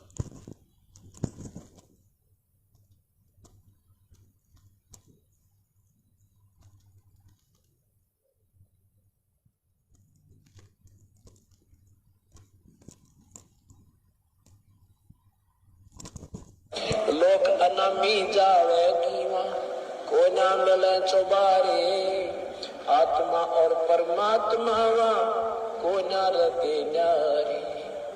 लोक अनामी जावेगी वहाँ को ना मिले चौबारे, आत्मा और परमात्मा वहाँ नहीं रहते न्यारे। रामपाल प्रीतम प्यारे की आत्मा वह पूर्ण आनंद ले रही, सच कहूं ना झूठ रती भरी बात मान ले में। दूसरा और सुन लीजिए। लोक अनामी जावेगी वहाँ को ना मिले चौबारे, आत्मा और परमात्मा वहाँ को ना रहते न्यारे। रामपाल प्रीतम प्यारे की दुल्हन अब पूर्ण आनंद ले रही, सच कहूं ना झूठ रती भर बात मान ले मेरी। दोनों वाणियां क्या स्पष्ट कर रही हैं कि लोक अनामी जावेगी वहां कोन्या मिले चौबारे, आत्मा और परमात्मा वहां कोन्या रहते न्यारे। और रामपाल प्रीतम प्यारे की आत्मा वहां पूर्ण आनंद ले रही, कहां पे? अनामी लोक में। और साच कहूं ना झूठ रति भर, परमात्मा कह रहे हैं इसमें रति भर भी झूठ मत मान लेना, बिल्कुल सच कह रहा हूं। साच कहूं ना झूठ रति भर बात मान ले मेरी। परमात्मा कह रहे नालायकों मेरी बात को मान लो, समझ जाओ संकेत को। तो पुण्यात्माओं, यदि संत रामपाल जी महाराज जी कोई आत्मा थी, और यदि 8 सितंबर 1951 को गांव धनाना जिला सोनीपत हरियाणा में भगत नंदराम जाट और माता इंद्रो देवी के गर्भ से आई थी, पुण्यात्माओं इस लोक का विधान है, इस 21 ब्रह्मांड से कोई भी आत्मा डायरेक्ट अनामी लोक नहीं जा सकती। उस आत्मा को पहले सतलोक जाना पड़ेगा। सतलोक से फिर परमात्मा ने अपना विधान बता दिया कि अगर आगे की भक्ति करना चाहो तो आगे के लोकों में जाओगे। यानी सतलोक जाके ही आप अनामी लोक में जा सकते हो। इस 21 ब्रह्मांड से, इस मृत लोक से डायरेक्ट अनामी लोक में किसी भी आत्मा को भेजने का कोई प्रावधान नहीं है। पुण्यात्माओं, संत रामपाल जी महाराज जी फिर इस शब्द में क्यों कह रहे हैं कि लोक अनामी जावेगी वहां को न मिले चौबारे, आत्मा और परमात्मा वहां ना ही रहते न्यारे। और रामपाल प्रीतम प्यारे की आत्मा वहां अनामी लोक में पूर्ण आनंद ले रही, साच कहूं ना झूठ रती बर बात मान ले मेरी। पुण्यात्माओं, इससे क्या साबित होता है कि संत रामपाल जी महाराज कोई आत्मा नहीं है, कोई जीव नहीं है, वो स्वयं पूर्ण ब्रह्म परमेश्वर हैं जो 8 सितंबर को धरती पे प्रकट हुए थे। और वो परमात्मा जब चाहे सतलोक चला जाए, जब चाहे वो डायरेक्ट अनामी लोक में चला जाए, जब चाहे वो किसी भी ब्रह्मांड में चला जाए, ये उसका अपना अधिकार है। क्योंकि परमेश्वर ने एक सत्संग में बताया कि जैसे हमारा हाथ है, हमारा हाथ हमारी बॉडी की रेंज में होता है, और हमारे शरीर में जहां कहीं भी कोई खुजली चलेगी तो हमारा हाथ तुरंत वहां पे पहुंच जाता है, क्योंकि हमारा शरीर इस हाथ की रेंज में है। तो ये हाथ समझ लो वो कबीर परमात्मा संत रामपाल जी महाराज, और ये शरीर समझ लो पूरी सृष्टि इस कबीर परमेश्वर संत रामपाल जी महाराज जी के क्षेत्र में आता है। पूरी सृष्टि जब चाहे जहां वो पहुंच सकता है, सेकंडों में। इसलिए इस वाणी के अनुसार धरती पे 8 सितंबर से कबीर परमात्मा ही प्रकट थे, और वो कबीर परमात्मा चाहे तो डायरेक्ट अनामी लोक में चला जाए, वो चाहे तो डायरेक्ट अलख लोक में चला जाए, वो चाहे तो डायरेक्ट सात संग ब्रह्मांडों में चला जाए, वो कहीं भी जा सकता है, उसका हाथ पकड़ने वाला कोई नहीं है। उसके लिए परमात्मा ने ये सत्संग में बताया, हाथ का परमात्मा ने एग्जाम्पल दिया, खुजली का और हाथ का।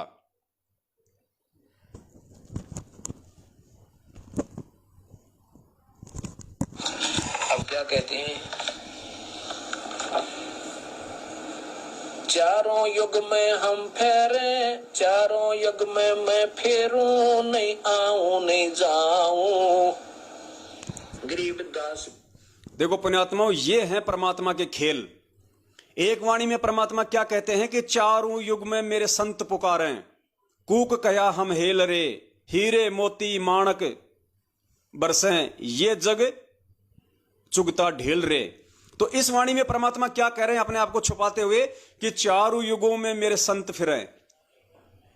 और इस वाणी में परमात्मा क्या कह रहे हैं कि चारों युगों में मैं फिरूं, चारों युग में मैं आऊं। सुनो ध्यान से। अब क्या कहते हैं, चारों युग में हम फेरे, चारों युग में मैं फेरूं, नहीं आऊं नहीं जाऊं। गरीबदास गुरु भेद से लखो हमारी ठाव, चारों युग में मैं आता हूं। वैसे तो जैसे भी हमारे शरीर में कहीं भी, चाहे पंजे में, पैर के पंजे में कोई कांटा लग जावे, एकदम हाथ पहुंच जाता है फ्रिक्शन ऑफ सेकंड में। ऐसे ही परमात्मा कबीर साहब की इतने समर्थ हैं, ये सभी असंख्य ब्रह्मांड उनकी ऐसे रीचेबल हैं, उनकी रेंज में ऐसे आते हैं जैसे हमारे हाथों की रेंज में हमारा सारा शरीर आ जाता है। कबीर साहब यहाँ पर जब आते हैं, अपना तेज पुंज का एक और कोट बना देते हैं मनुष्य जैसा। वैसे तो मनुष्य जैसे शरीर में वहां रहते हैं अपने वास्तविक रूप में, लेकिन वहां इनका तेज बहुत ज्यादा है। उस तेज को छुपाकर अपनी सिद्धि शक्ति तय, शब्द शक्ति तय और एक और कोट मनुष्य जैसा ही तेज पुंज का शरीर बना लेते हैं। वो नाड़ी नूड़ी के जोग जुगाड़ का नहीं होता। तो परमात्मा ने यहाँ पे खुजली का उदाहरण देके बताया कि चाहे हमारे पैर के पंजे में अगर कोई कांटा लग गया हो, कोई अगर खुजली हो गई हो, तो हमारा हाथ सेकंड ऑफ फ्रैक्शन में तुरंत वहां पे पहुंच जाता है। अगर हमारे यहां खुजली है तो तुरंत हाथ पहुंच गया, अगर पैर में खुजली है तो तुरंत हाथ पहुंच जाएगा, क्योंकि हमारा शरीर हमारे हाथ के रेंज से बाहर नहीं है। ठीक इसी प्रकार ये पूरी सृष्टि, सारे ब्रह्मांड, चाहे सतलोक हो, चाहे अलख लोक हो, चाहे अगम लोक हो, चाहे वो अनामी लोक हो, इस कबीर परमात्मा की रेंज से बाहर नहीं है, इसकी पहुंच से बाहर नहीं है।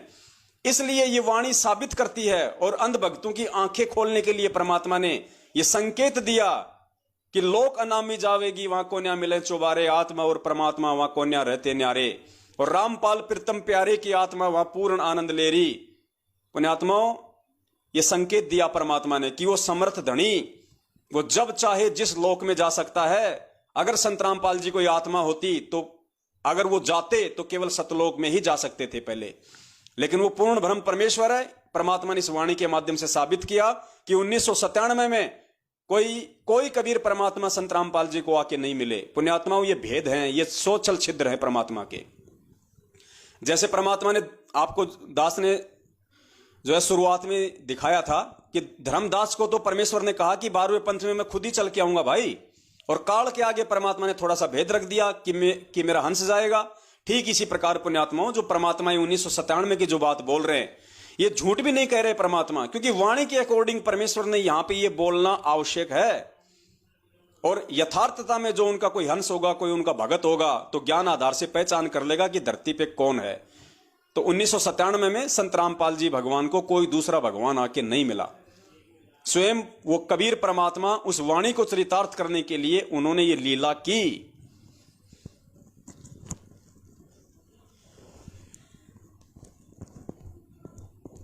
और पुण्यात्माओं, उस वीडियो में आपने सुना पहले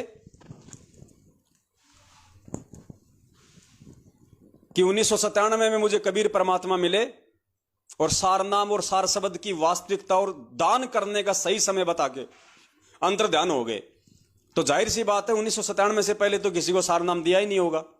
किसी को सार शब्द दिया ही नहीं होगा 1997 से पहले तो, क्योंकि 1997 में कबीर परमात्मा आए और उनको दान करने का सही समय बता के चले गए। तो पुण्यात्माओं, अब आप जो सत्संग सुनेंगे परमात्मा का, जिसमें परमात्मा कह रहे हैं कि 1994 से लेके 1997 तक मैंने इक्के दुक्के व्यक्तियों को ही सार नाम दिया जो हमारे कति खास थे। गुरुजी कह रहे हैं कि इक्के दुक्के व्यक्तियों को ही मैंने सार नाम दिया है। कब से? 1994 से 1997 के बीच में। जबकि उस सत्संग में परमात्मा कह रहे हैं कि 97 में तो खुद परमात्मा आके मिले और बोले कि इसको सही दान करने का समय मैं बताऊंगा। तो फिर उससे पहले सार नाम कौन दे सकता है पुण्यात्माओं? क्या एक जीव की औकात है जो परमेश्वर के आदेश बिना और सार नाम को दान करने के सही समय के बिना कोई उनसे पहले ही दान कर दे? तो कौन दान कर सकता है? स्वयं कबीर भगवान ही दान कर सकता है। तो ये परमात्मा ने संकेत छोड़ा कि धरती पे 8 सितंबर से कबीर परमात्मा ही प्रकट है। सुनिए पूज्य गुरुदेव जी का वो सत्संग। आवाज थोड़ी सी कम है, ध्यान से सुनना इसकी।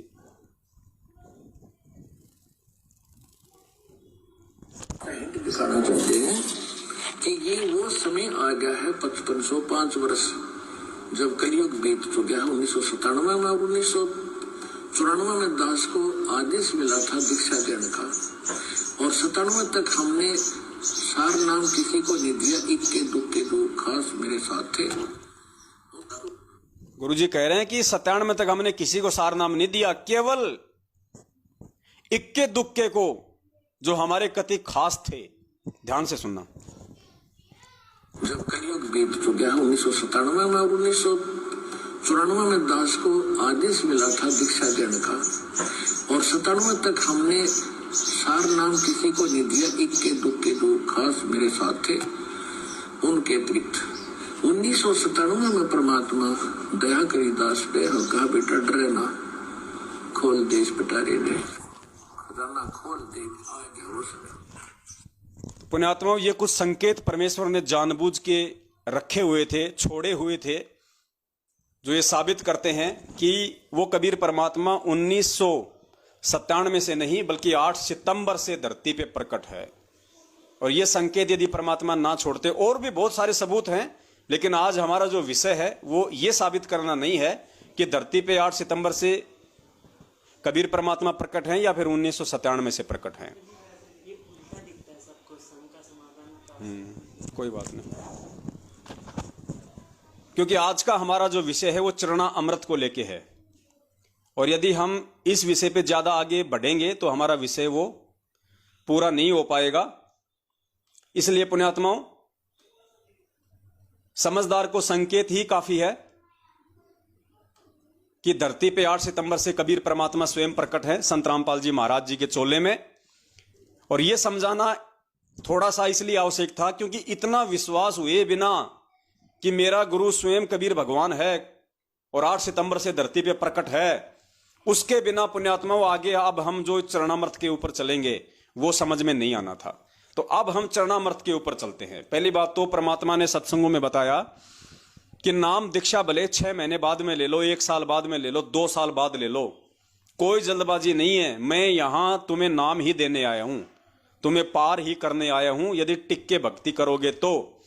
लेकिन गुरुदेव ने बताया कि इस भक्ति को प्राप्त करने से पहले ज्ञान को अच्छे से आधार बना लो, मेरे सत्संग अच्छे से सुन लो, एक एक चीज को समझ लो, क्योंकि नाम दीक्षा लेने के बाद में अगर आपको इस भक्ति और भगवान के प्रति मन में थोड़ा सा भी शंका हो गई तो गुरुजी कहते हैं कि उसी समय आप परमात्मा से दूर हो जाओगे।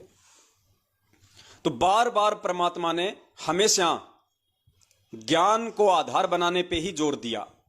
और आप जितने भी भगत भाई बहन हैं जो सन 2014 के बाद से सतलोक आश्रम मैनेजमेंट हरियाणा ने गांव गांव में जो फर्जी नामदान केंद्र खोले हैं वहां से दीक्षा ली है या ऑनलाइन नाम दीक्षा ली है देश विदेश में बैठे, आप लोगों की सबसे बड़ी जो कमजोरी है वो यही रही कि आप लोगों ने सत्संगों को गहराई से नहीं सुना, और सुना तो आपने उन पे विचार नहीं किया। वरना पुण्यात्माओं, ये सत्संग सुनने के बाद में, इस कबीर परमात्मा का इतना ज्ञान सुनने के बाद में, और जब आपको यह भी मालूम पड़ गया था कि भाई गुरुजी जेल में हैं, संत रामपाल जी महाराज अभी जेल में हैं 2014 से, पुण्यात्माओं, नाम दीक्षा लेने से पहले आपने जेल जाने की वजह को बिल्कुल साफ करना चाहिए था कि ऐसा परम संत जिसके सत्संग सुन के मेरी आत्मा कांप गई और तुरंत नाम दीक्षा लेने के लिए उमड़ रही है, जिसके सत्संगों में, जिसके शब्दों में इतना पावर है चुंबक की तरह, वो परम संत जेल में क्यों है? ऐसा संत कोई घटिया कर्म तो कर ही नहीं सकता, हम सोच ही नहीं सकते। कोई दोष ऐसा संत कर ही नहीं सकता, फिर जेल में क्यों है? कारण क्या है? और पुण्यात्माओं, जब आप उस कारण में जाते तो परमात्मा आपको समझ आते कि वो कारण 2014 का बरवाला कांड उन्हीं लोगों का किया कराया ड्रामा था, जो लोग काल एजेंट बनके संत रामपाल जी महाराज जी से जुड़े हुए थे, जिनमें उनके कलयुगी बेटा बेटी, भाई बंधु, रिश्तेदार, जवाई और स्टेट कोऑर्डिनेटर, ये बड़े बड़े महापुरुष भगत समझे जाने वाले लोग सारे के सारे उस षड्यंत्र में शामिल थे। कुछ अपने स्वार्थों के चलते और कुछ नालायक अपनी मंद बुद्धि के चलते उन स्वार्थी महेंद्र भगोड़े जैसे लोगों के पीछे उन्होंने परमेश्वर के ज्ञान को आधार ना बना के उसके मनमानी हरकतों में सहयोग कर दिया और संगत से भी सहयोग करवा दिया, जिसका नतीजा हुआ बरवाला कांड, 5 भक्तों की मौत और बेवजह सारा का सारा दोष सतगुरुदेव जी के ऊपर थोप दिया गया। और ये सारे के सारे गधे बरवाला कांड में या तो पकड़े गए या ये आश्रम छोड़ के फरार हो गए रातों रात। और आज तक उनका भाई, उनका बेटा, उनका जवाई, उनके रिश्तेदार भगोड़े बन के घूम रहे हैं, भगोड़े बन के।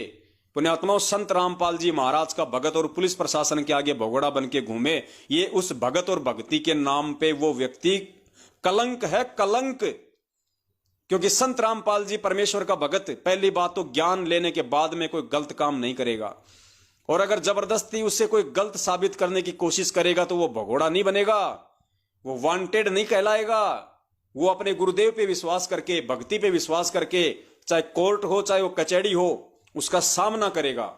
उसको विश्वास होगा कि मेरा भगवान मेरे साथ में है, और जब भगवान साथ में है तो सच्चाई को कौन दबा सकता है, कौन मिटा सकता है? संघर्ष तो भगत को करना ही पड़ता है यहां पे। तो पुण्यात्माओं, उन भगोड़ों के द्वारा 2014 के बाद ये देश विदेश में जितने भी 400-500 नामदान केंद्रों की दुकानें खोली गई हैं, ये गुरुदेव के उस भगोड़े भाई महेंद्र ने खोली हैं। गुरुदेव का कोई आदेश नहीं है। जिस दिन गुरुदेव का डीवीडी से नाम दीक्षा देने का या कोई भी नाम दीक्षा केंद्र खोलने का आदेश होगा, उस दिन परमात्मा सार्वजनिक करेगा उस बात को, सार्वजनिक। जिस प्रकार हमें अपने गुरुदेव जी ने बताया कि जब मुझे मेरे गुरुदेव ने नाम दीक्षा देने का आदेश दिया तो पूरी संगत को बुला लिया और सबके सामने मुझे खड़ा करके कहा कि आज के बाद में ये रामपाल नाम दिया करेगा, और जो आज के बाद इसको गुरु नहीं मानेगा वो मेरा कुछ नहीं लगता। इस प्रकार से पूज्य गुरुदेव जी संगत में सार्वजनिक करेंगे इस इतनी बड़ी सेवा को, ताकि कोई उंगली ना उठाए। इसलिए पुण्यात्माओं, हम इन काल एजेंटों की इन मनवस और घटिया हरकतों का विरोध करते हैं, क्योंकि ये परमपिता परमेश्वर के बच्चों को उनके ज्ञान की आड़ में, उनके नाम की आड़ में, उनके आदेश की आड़ में ठग रहे हैं। और अरबों खरबों में इन्होंने धन पिछले 7 वर्षों से परमपिता परमेश्वर के बच्चों का ज्योति पाठ और दान के नाम पे लूटा है। राजनीतियां करवा के, आरक्षण बाजियां करवा के, रक्तदान, दे दान, पता नहीं कैसे कैसे घटिया कुकर्म करवा के, जिनका गुरुदेव से पिछले 27 वर्षों से कोई संबंध नहीं, वो सारे घटिया कुकर्म इन्होंने भगत समाज से करवाए और मूर्खों ने इनका सहयोग किया। सबकी मर्यादा छिन्न भिन्न करवा दी, जिसका नतीजा आज 90% घरों में लड़ाई झगड़े, पति पत्नी की मारपीट, गाली गलौच। इनके सारनामी लोग जिन्होंने रोहतक से सार नाम लिया था डीवीडी वाला फर्जी, आज वो यहां पे जर्दा लगाते हैं, जर्दा बीड़ियां पीते हैं। और ये फर्जी सार नाम लेने के बाद में वो इतने बिगड़ गए, बात बात पे गाली, लड़ाई झगड़ा, गुस्सा। क्योंकि परमात्मा ने स्पष्ट रूप से कह रखा कि भैया ये भगवान तो लाइट है, लाइट, बिजली। मर्यादा में रहोगे तो काम करेगी, मर्यादा तोड़ोगे, नंगा तार पकड़ोगे तो झटके भी मारेगी। तो उस मूर्ख संगत ने अपने गुरुदेव पे विश्वास ना करके कि भाई भगवान यहां पे सारनामी तो देने आता है, अरे भगवान सतलोक से चल के यहाँ पे सार नाम ही तो देने आता है, भेड़ बकरियां चढ़ाने थोड़ी आता है। और धरती पे भगवान प्रकट है, जेल में उसको बांध के कौन रख लेगा, किसकी औकात है। वो बैठा सिर्फ इसलिए है कि हमारे विश्वास की परीक्षा देख रहा है। वो इंतजार सिर्फ इसलिए करवा रहा है कि हम मूर्खों के विश्वास की परीक्षा ले रहा है कि इन नालायकों को मेरे ऊपर विश्वास भी है या नहीं है, मेरे सत्संगों को आधार भी बनाया कि नहीं बनाया, कि गुरुजी जेल से बाहर भी आएंगे नहीं आएंगे। और इन गधों ने इन काल एजेंटों के बहकावे में आके रोहतक में जाके भेड़ बकरियों की तरह वो सार नाम ले लिया और 15-15 हजार रुपए पाट के दे दिए कि पता नहीं गुरुजी आएंगे कि नहीं आएंगे, पता नहीं कब आएंगे। डबल उम्र कैद हो गई, आजीवन मृत्यु दंड तक उम्र कैद हो गई। और गुरुजी तो 70 साल के हो गए, पता नहीं कब उनका शरीर छूट जाए। ले लो अपने तो महेंद्र भगोड़े एंड पार्टी से सार नाम। और सब ने अपनी ऐसी की तैसी करवा ली, आज सब ने अपनी ऐसी की तैसी करवा ली। उसके बाद भी कुछ मूर्ख नहीं मान रहे और इन्होंने नया फंडा छेड़ दिया, 2 पाठ कराओ सार शब्द लो। और कुछ मूर्ख वहां पे 2-2 पाठ करवा के वो सार शब्द भी ले रहे हैं। तो पुण्यात्माओं, परमात्मा ने ये छटनी करनी थी। आज उनके मार्ग में जो ये गंदगी फैल गई थी, परमात्मा ने उसकी छटनी करनी थी। छटनी परमेश्वर ने कर ली। और जो परमेश्वर के जो विवेकी हंस थे, जो परमेश्वर के जो मर्यादित जो बच्चे थे, उसको परमात्मा ने सत्सेवकों के रूप में अलग से छांट लिया, जो खुद भी सावधान रहे और अपने भगत भाई बहनों को भी वीडियो बना बना के सावधान करते रहे कि भाई इन काल एजेंटों के झांसे में मत आओ। पुण्यात्माओं, आज से पहले हम रामायण देखा करते थे, महाभारत देखा करते थे, लेकिन हमारी समझ में नहीं आती थी ये बातें। अब पुण्यात्माओं देखो, महाभारत का छोटा सा एक किस्सा है। अब दास यहां पे दिखाएगा नहीं, क्योंकि पुण्यात्माओं फिर ये मैसेज जो है वो ब्लॉक हो जाते हैं, क्योंकि इन लोगों ने उन वीडियो पे कॉपीराइट लगा रखा होता है और हमारा लाइव जो है बीच में रुक जाएगा। तो दास कोशिश करेगा उसको या तो बाद में दिखाने की या फिर आपको वैसे बता देगा वर्बली। जब महाभारत का युद्ध पूरी अपनी तैयारियों पे था और बात पहुंच गई कि भैया श्री कृष्ण जी जो है वो किसका साथ देंगे, तो एक तरफ तो दुर्योधन पहुंच गया श्री कृष्ण जी से सहायता मांगने के लिए मथुरा में, और दूसरी तरफ अर्जुन पहुंच गया। श्री कृष्ण जी उस समय सो रहे थे, दोनों वहां जाके बैठ गए। अर्जुन जो था वो श्री कृष्ण जी के पैरों की तरफ खड़ा रहा, और जो दुर्योधन था, जो अहंकारी, वो उनके सिर की तरफ जाके चेयर पे बैठ गया। जैसे श्री कृष्ण जी की आंखें खुली, उन्होंने सबसे पहले अपनी आंखों के सामने अर्जुन को देखा। उसके बाद में दुर्योधन ने कहा कि मैं भी बैठा हूं भाई, इधर मेरी तरफ भी देख ले। हाँ बोल, देख लिया भाई तेरी तरफ भी। बोले आओ भाई, क्यों आए, किस लिए आए। तो उन्होंने अपनी अपनी बातें बता दी कि महाराज जी ऐसे ऐसे है, सारी सेनाओं का बंटवारा हो चुका है, युद्ध होना निश्चित है, हम आपसे सहायता मांगने आए हैं। तो दुर्योधन ने कहा कि पहले मांगने का अधिकार मुझे है। तो श्री कृष्ण ने कहा, मैंने तो सबसे पहले आंख खोलते ही अर्जुन को देखा था, तो मेरी दृष्टि में तो सबसे पहले अर्जुन आया है, तो अर्जुन मांगने का अधिकारी है। तो दुर्योधन ने कहा कि नहीं, मैं मांगने का अधिकारी हूं, और वैसे भी मैं उम्र में छोटा हूं, मैं ही मांगने का अधिकारी हूं। तो श्री कृष्ण ने कहा कि चलो भाई ठीक है भाई, तू मांग ले, कोई दिक्कत नहीं। तो दुर्योधन ने, उसने श्री कृष्ण जी ने कहा कि भैया 2 ऑप्शन हैं, एक तरफ तो मैं हूं नारायण, और दूसरी तरफ मेरी सेना है। श्री कृष्ण जी की सेना का नाम था नारायणी सेना, नारायणी सेना। तो बोला भाई इन दोनों में से एक चीज मांग लो, क्या मांगनी है। तो दुर्योधन ने कहा कि सबसे पहले मैं मांगूंगा। तो दुर्योधन ने क्या मांगा, उसने कहा कि भगवान मुझे आपकी नारायणी सेना दे दो, क्योंकि नारायणी सेना द्वापर युग में विश्व की सबसे स्ट्रॉन्ग सेना थी। सबको पता था कि जिस तरफ श्री कृष्ण भगवान की नारायणी सेना यादव सेना हो जाएगी, उनको कोई नहीं हरा पाएगा। तो वो दुर्बुद्धि व्यक्ति था, वो श्री कृष्ण जी को वो पहचान नहीं पा रहा था। उसने सेना मांग ली और वहां से निकल गया। और श्री कृष्ण, उसने अर्जुन ने मांग लिया नारायण को। हाँ, पुण्यात्मा दास थोड़ा सा भूल गया, पहले अर्जुन ने मांगा था और अर्जुन ने कहा कि मुझे आपकी आवश्यकता है, मुझे नारायणी सेना की आवश्यकता नहीं है, मुझे नारायण चाहिए। अब वो दुर्योधन बड़ा प्रसन्न हुआ। उसने सोचा कि चलो ये तो ऑटोमेटिक ही सारा काम हो गया, मांगने की जरूरत नहीं पड़ी।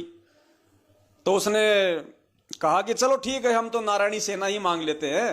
अब हमारे भाई ने, अर्जुन ने अगर नारायण मांग लिया तो कोई बात नहीं, हम तो नारायणी सेना से काम निकाल देंगे। जबकि अंदर अंदर बड़ा वो खुश था कि मांगनी तो मुझे सेना ही थी। तो दुर्योधन के जाने के बाद में श्री कृष्ण जी ने अर्जुन से जो पूछा, पुण्यात्माओं उसको ध्यान से सुनना आपने।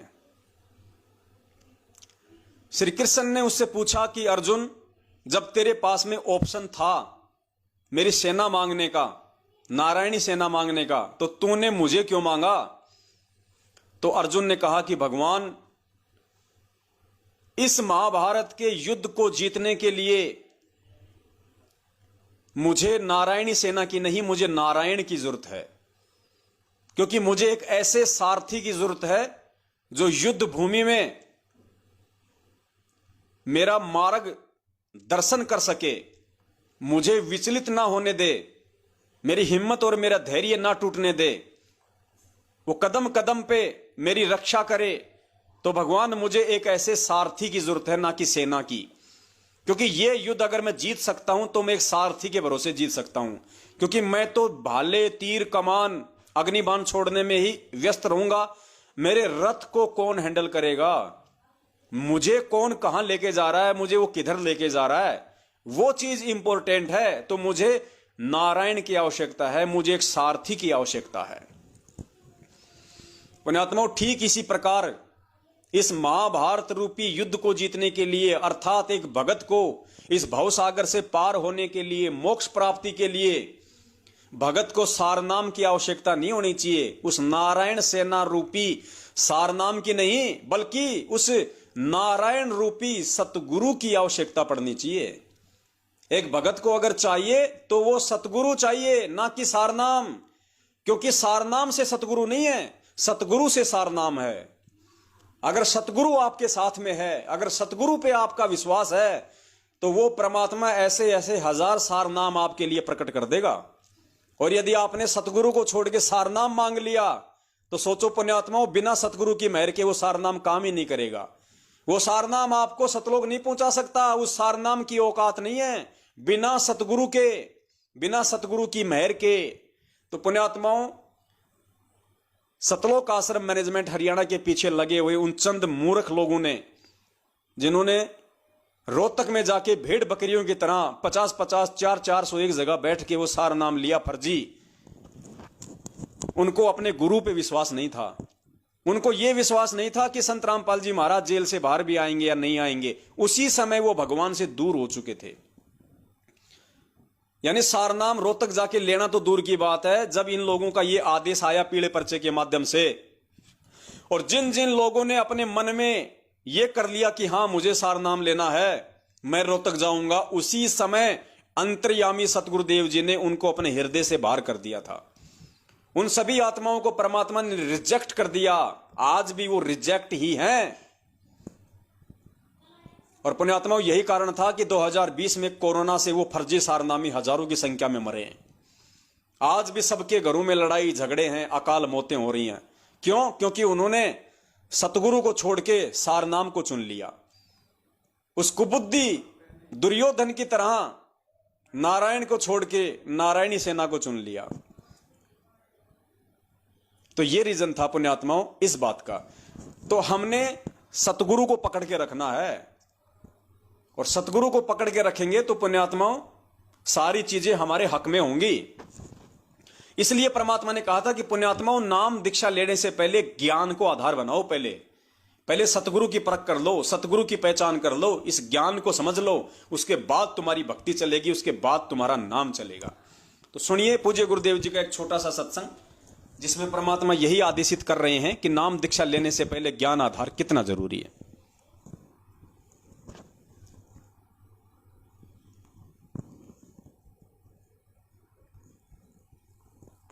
काल को ये चिंता बनी रहती है, कहीं ये इस मार्ग पर दृढ़ ना हो जा और इसका बेड़ा पार ना हो जा, तेरे हाथों से ना निकल जा।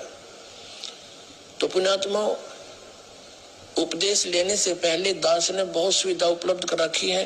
जिन दिनों में सत्संग होता है, सत्संग सुन करो, फिर परमात्मा ने दया बख्श रखी है एक पवित्र टीवी चैनल पर, उसने साधना के ऊपर शाम को 8 बजे सत्संग आता है, वहां सुनते रहो। कहने का भाव ये है कि आप जी पहले कति कंसेप्ट क्लियर करो, जब आओ यहाँ पर और नाम लेकर फिर जो सही दृढ़ होकर आते हैं उनको